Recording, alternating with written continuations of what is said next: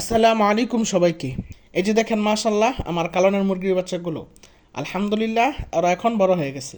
তো যারা গত ভিডিওটা দেখছেন তারা তো জানেনই যে আমার কালনের মোট 7টা বাচ্চা ফুটেছে, আর এখনও সেই 7টা বাচ্চাই আছে। আর আলহামদুলিল্লাহ আমার সবগুলো বাচ্চা সুস্থ আছে। তো এতদিন একটু ব্যস্ত ছিলাম, তাই ওদের আপডেটটা আপনাদের কাছে দিতে পারি নাই। আর এখন যেহেতু একটু ফ্রি হয়েছি, তাই ওদের আপডেটটা আমি আপনাদের কাছে দিচ্ছি।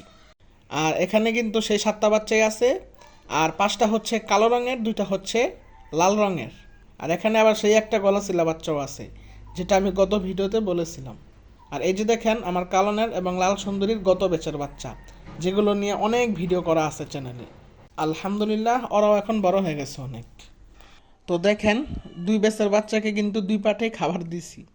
আর এখানে হচ্ছে 3টা লাল সুন্দরীর বাচ্চা, আর যেটা বড় দেখতে পারতেছেন এটা হচ্ছে কালনের বাচ্চা।